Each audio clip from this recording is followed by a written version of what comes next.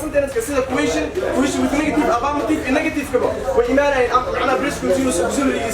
shaqada waa gundhiga rasmaalka waxa berito loo ay doono waan ognahay kubadda cagta waa mid ku eeg 12 sano oo noloshaada ah kaaga daran kuma sii jirto markaad ku nooshahay Soomaaliya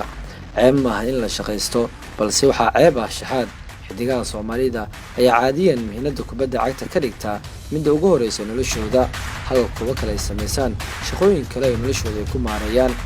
kubadda cagta waa mid ku eeg da'da taasoo aan kala jeedo haddii uu qofku dhaafo da'da 30 sano waa mid uu ka fariisto saaxada kubadda cagta markaan waxaan diiradda saari doonaa mid ka mid ah ciyaartooyda Soomaalida kaasoo leh shaqooyin kale oo noloshiisa ku maareeyo marka laga soo tago kubadda cagta kana waa golayaha kooxda kubadda cagta Jamhuuriya Ilyas PK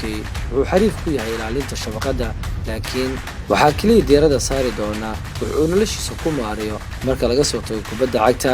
Ilyas Abdinuur Ilyas PK waa bare luqadda Ingiriiska ah isagoo wax ka dhiga mid ka mid ah bareefadada ku yaala caasimadda magaalada Muqdisho gaar ahaan iskuulka lagu magacaabo Al-Huda macallin ka baro luqadda Ingiriiska iskuulka Facaweyn iskuulka Al-Huda iskuul waxaan la aasaasay iskuulkaas daa waxaan kaaga sheegay taariikhdiisa 2002 ilaa haatanna waxa ka baxday dufcada ka badan 13 dufcadood halkaas ay aniga ahaanteeda ka soo bilaabay waxbarashadeeda heerka hoose ilaa heerkan dambe ayaan ugu baxay oo kadib macallinimo la qaatay xidigan ayaa wuxuu soo matalay dhowr kooxood oo kala duwan kuwaas oo ka dheela horyaalada kala duwan ee Soomaaliya waxaana ka mid ah kooxo soo matalay Al-Badr Hospital madbacada iyo kooxda imika ku sugan yahay Jamhuuriya balse laacibkan ayaa kooxda madbacada kula guuleystay horyaalka heerka saddexaad ee dalka waana koobka kaliya uu haysto ciyaaryahankan Ilyas oo koob caalami ah Ilyas kubadda cagta halkoo ayuu ka soo bilaabay horta waxaan koow asalka soo farcamay kubadda cagta waxaan iskuulka la yiraahdo Al-Huda iskuul waxaan ahaa jir goolahay oo ku ciyaaray injineeriyaasha xaafadaha sida u taqaanid soonkii la qabto iskuulkaas waxyaabo khaas ah iskuulada kale oo si dheeraa jirta oo ah in uu soo saaro arday macnaha tayo leh oo kubadda cagta heer macnaha ka gaari karto maadaama uu qabto kulamo macnaha oo isdhexgal bulsho sports sanadkiiba hal mar mid ka mid ah macallimiinta wax soo bartay laacibkan ahna maamulaha guud iskuulka Al-Huda ayaa inoogu sheekay taariikhda ciyaaryahankan iyo sidoo ku bilaabo macallinimada marka hore meesha aad joogto waa iskuulka Al-Huda waa iskuulka oo ka soo asalmay Ilyas PK ka waxbarasho aan maanta heerka uu ka tagan yahay oo heer maamul heer macallin uu ka marayo asigoo arday ahaan da'yar la keenay iskuulka iskuulka kana taaganta wax ka bartay iskuulku wuxuu qabtaa barnaamijyo oo kubadda cagta taasoo loo qabto sanad kasta iskuulka oo ah sanadka la aasay idoo sanadkii ugu horeeyay la qabtay kubaddaas barnaamijka loo qabtay waxa dhacday lagu qabtay garoonka degmada Bondere waama loo yaqaan garoonkaas markii lagu qabtay waxa dhacday isla markiiba sanadkaas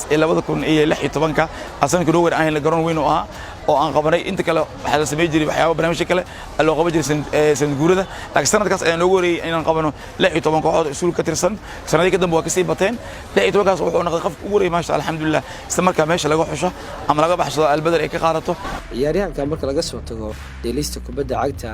iyo baridda luqadda Ingiriiska waxa sidoo kale uu yahay arday dhigta jaamacadda City kaas oo imika rajeynayo in uu sanadaha soo aadan uu dhameeyo darajada koowaad ee waxbarashada markii aad tahay ciyaaryahan arday iyo macallin waxbar arday waxaad haysaa shaqo aad u adag oo qof walba uu sameyn karin balse Ilyas ayaa inoogu wadbixiyay sidii iskugu keeno ciyaarista kubadda cagta waxbarashadiisa iyo xirfadiisa macallinimo xilliga ugu hore oo ah subaxdii halka saac ilaa 6 saac waxaan dhigtaa jaamacad City University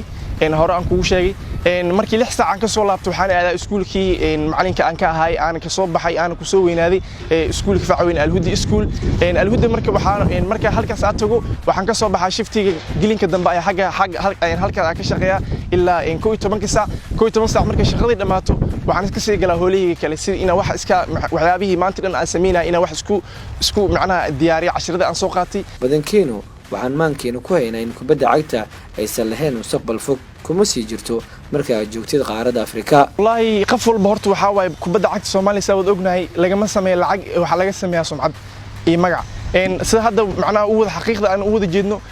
kaliya kugu filnaan karto inaad kubadda cag ay dheesho aad isku wada macnaha kaligeed aad ku wada tashatid waxa muhiim ku ah inaad horta koow mid ugu horeyso oo ah inaad nafsadaada experience yar aad sameeyso ama skill sida ugu shaqeystid aniga waxaan ahay golhayada yara oo macnaha marka da'yar ku dhahay macnaheedu wax kale maahan waxaan ahay qof oo macnaha academic ah oo arday ah marna macallin ah heerka dugsiga sare waan ka soo qalin jibiyay haatan waxaan joogaa heerka jaamacadda ah waxaan dhigtaa jaamacadda City University waxaana bartaa kulliyadda loo yaqaan Marine Science balse qaar ka mid ah ciyaartooyda Soomaalida ayaa waxay sameeysaa shaqooyin gooni u ah noloshooda Ilyas wuxuu ka mid ah ciyaartooyda leh xirfadda kale wuxuuna markaan doonayay noloshiisa uu ku hormariyo xirfaddan oo eebo ku manaystay oo ah in luqadda Ingiriiska uu u dhigo